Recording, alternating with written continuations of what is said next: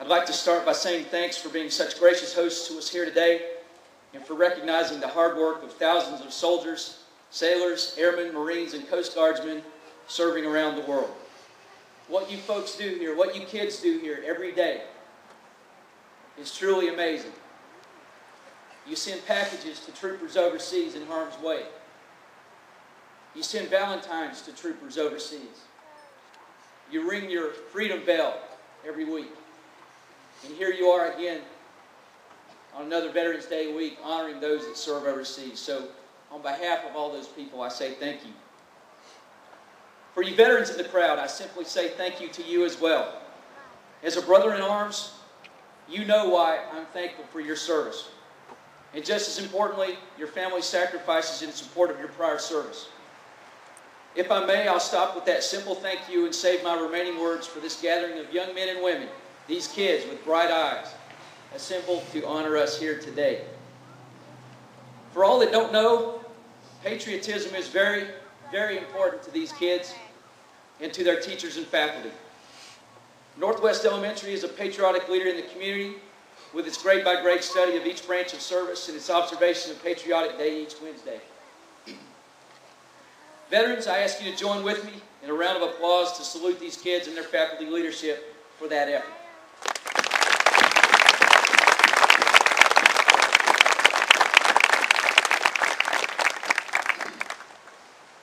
In keeping with this celebration, I'd like to take the opportunity this morning to talk about patriotism.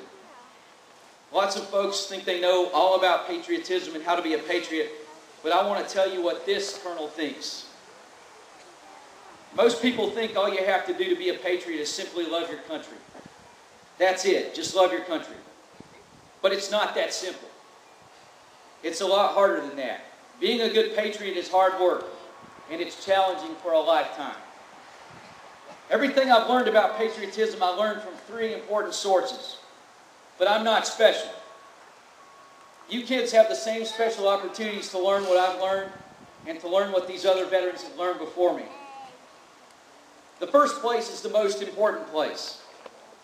In that first place, I had two great leaders that taught me values and a work ethic.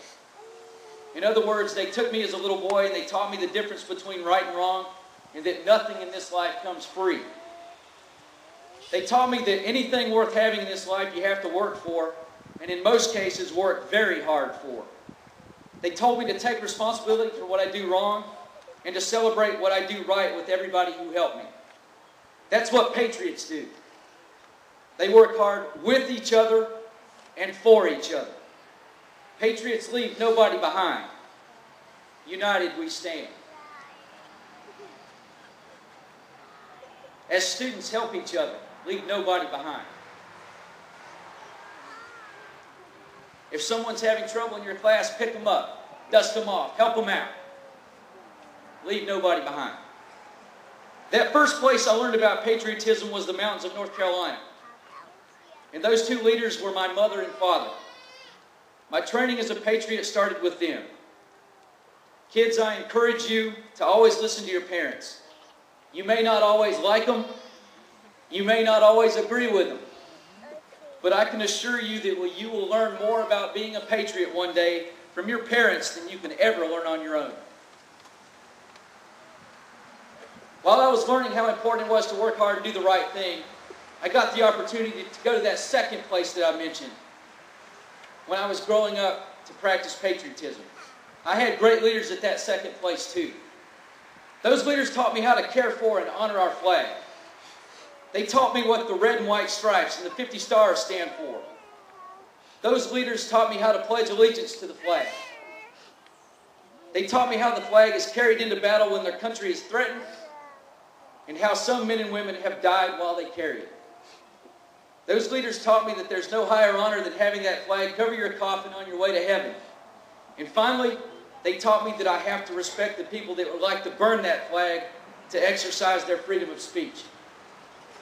Our flag is a symbol of freedom for the entire world.